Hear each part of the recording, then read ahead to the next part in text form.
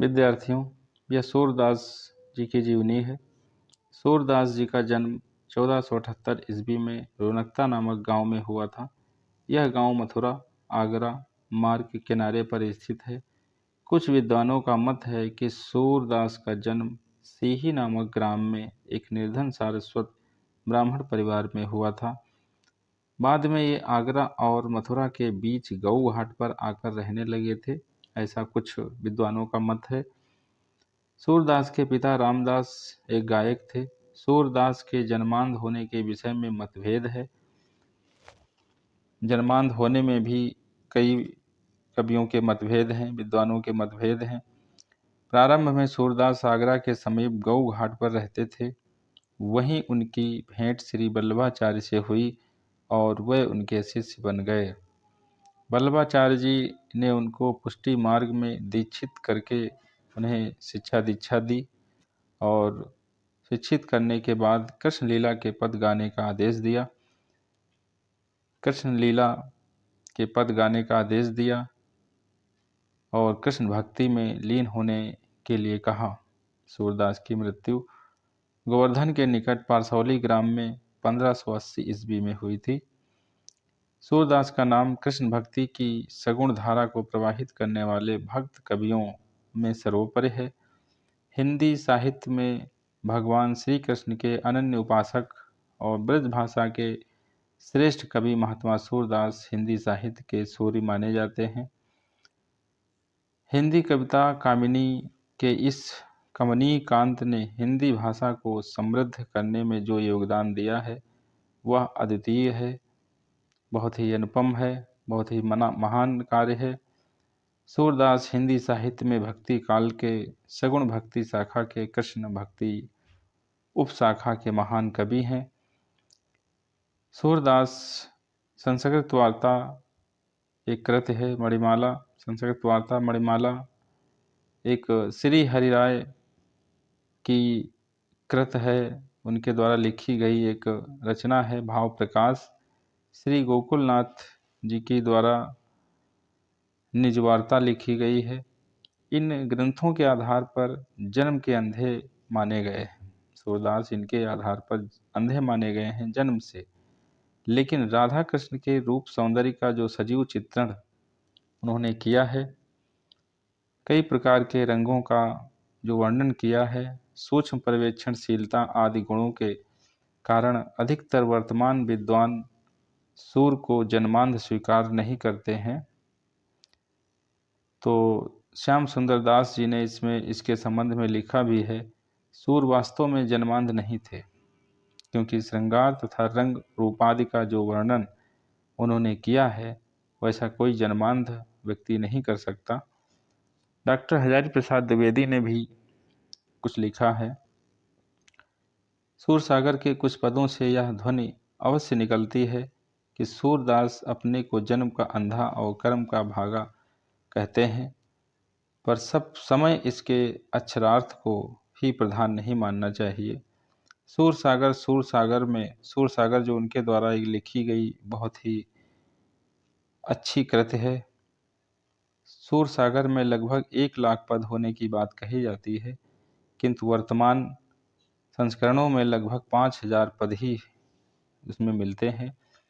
विभिन्न स्थानों पर इसकी 100 से भी अधिक प्रतिलिपियां प्राप्त हुई हैं, जिनका प्रतिलिपि काल संवत 1658 से लेकर 19वीं शताब्दी तक है।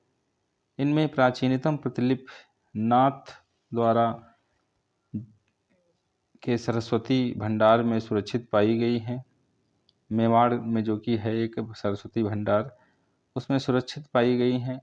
सूरसागर सूरदास जी का प्रधान एवं महत्वपूर्ण ग्रंथ है, बहुत ही मुख्य और महान ग्रंथ है। इसमें प्रथम 9 अध्याय संक्षिप्त हैं, छोटे हैं, पर 10वें स्कंद का बहुत विस्तार हो गया है, बहुत बड़ा वो खंड है। इसमें भक्ति की प्रधानता है। इसके 2 प्रसंग कृष्ण की बाल लीला और भ्रमर गीत सार अत्यधिक महत्वपूर्ण है। सूरसागर की सराहना करते हुए डॉक्टर हजारी प्रसाद द्विवेदी ने लिखा है, काव्य गुण की इस विशाल वन स्थली में एक अपना सहज सौंदर्य है वह उस रमणीय उद्यान के समान नहीं जिसका सौंदर्य पद पद पर माली के कृतित्व की याद दिलाता है, बल्कि उस अकृत्रिम वनभूमि की भांति है जिसका रचयिता रचना में घुल मिल गया है। दार्शनिक विचारों की दृष्टि से भागवत और सूरसागर में पर्याप्त अंतर है। साहित्य लहरी यह 118 पदों की एक लघु रचना है। इसके अंतिम पद में सूरदास का वंश वृक्ष दिया दिया गया है। इसके अनुसार सूरदास का नाम सूरजदास है और वे चंद्रबरदाई के वंशज सिद्ध होते हैं। चंद्रबरदाई एक कवि थे जो पृथ्वीराज चौहान के दरबारी कवि थे, उनके वंशज बताया गया है। अब इसे प्रशिक्षिप्त अंश माना गया है और शेष रचना पूर्ण प्रामाणिक मानी गई है। इसमें रस अलंकार और नायिका भेद का प्रतिपादन किया गया है। इस कृति का रचना काल स्वयं कवि ने दे दिया है, जिससे यह सम्मत विक्रमी में रचित सिद्ध होती है। रस की दृष्टि से यह ग्रंथ विशुद्ध श्रृंगार की कोटि में आता है। कार्य सूरदास को हिंदी साहित्य का सूरज कहा जाता है। वह अपनी कृति सूरसागर के लिए प्रसिद्ध हैं, जो कि एक बहुत ही विशाल, बहुत ही विस्तृत, बहुत ही महान कृति है।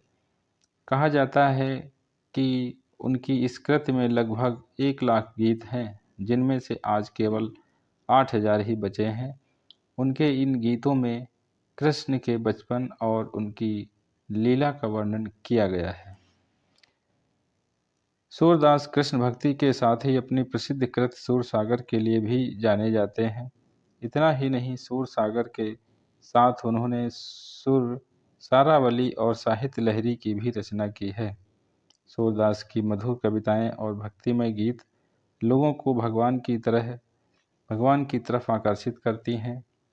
धीरे धीरे उनकी ख्याति बढ़ती गई और मुगल शासक अकबर, जो कि 1542 से 1605 ईस्वी तक रहा है, उसने भी उनके दर्शक बन गए।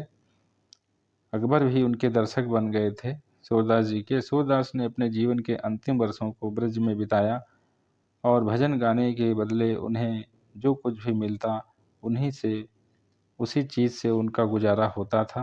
कहा जाता है कि सन 1580 में उनकी मृत्यु हुई थी। सूरदास जी को वल्लभाचार्य के 8 शिष्यों में प्रमुख स्थान प्राप्त था। यह भी कहा जाता है कि सूरदास ने 1.25 लाख पदों की रचना की। इनके सभी पद रागनियों पर आधारित हैं। सूरदास जी द्वारा रचित कुल 5 ग्रंथ उपलब्ध हुए हैं, जो निम्नलिखित हैं: सूरसागर, सूरसारावली, साहित्य लहरी, नल, दमयंती और ब्याहलो। इनमें से नल, दमयंती और ब्याहलो की कोई भी प्राचीन प्रति नहीं मिली है। कुछ विद्वान तो केवल सूरसागर को ही प्रामाणिक रचना मानने के पक्ष में हैं। मदन मोहन एक सुंदर नवयुवक था तथा हर रोज सरोवर के किनारे जा बैठता था, गीत लिखता रहता। एक दिन ऐसा शोर हुआ कि जिसने उनके मन को मोह लिया। वह कौतुक यह था कि सरोवर के किनारे एक सुंदर नवयुवती गुलाब की पत्तियों जैसा उसका तन था। पतली धोती बांधकर वह सरोवर पर कपड़े धो रही थी। उस समय मदन मोहन का ध्यान उसकी तरफ चला गया। जैसे कि आंखों का कर्म होता है सुंदर वस्तुओं को देखना, सुंदरता हर एक को आकर्षित करती है। सूरदास गीत गाने लगे। वह इतना विख्यात हो गए कि दिल्ली के बादशाह के पास भी उसकी शोभा जा पहुंची। अपने अहलकारों द्वारा बादशाह ने सूरदास को अपने दरबार में बुला लिया। उसके गीत सुनकर वह इतना खुश हुआ कि सूरदास को एक कस्बे का हकीम बना दिया। पर ईर्ष्या करने वालों ने बादशाह के पास चुगली करके फिर उसे बुला लिया और जेल में नज़रबंद कर दिया। सूरदास जेल में रहते थे। उन्होंने जब जेल के दरोगा से पूछा कि तुम्हारा नाम क्या है, तो उसने कहा कि तिमर। तिमर जो अंधकार होता है। यह सुनकर सूरदास बहुत हैरान हुए। कभी कभी कहता है, ख्यालों की उड़ान में सोचा। कभी फिर ख्याल करता है, तिमर मेरी आंखें नहीं, मेरा जीवन तिमिर यानी अंधेरा है, अंधेरे में है। बंदी खाना तिमिर एक अंधेरा है तथा रक्षक भी तिमर। उसने एक गीत की रचना की तथा उस गीत को बार बार गाने लगे। वह गीत जब बादशाह ने सुना तो खुश होकर सूरदास को आज़ाद कर दिया तथा सूरदास दिल्ली जेल में से निकलकर मथुरा की तरफ चले गए। रास्ते में कुआं था, उसमें गिरे पर बच गए तथा मथुरा वृंदावन पहुँच गए।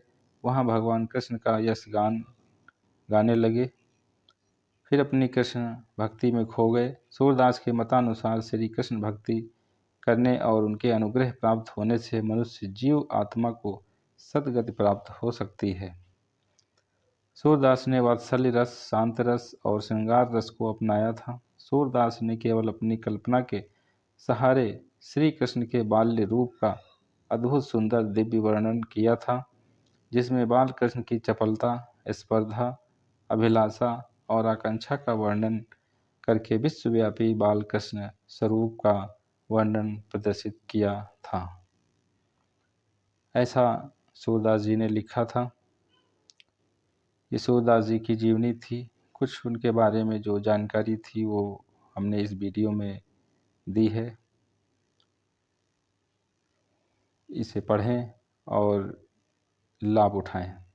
सूरदास जी की ये जीवनी है।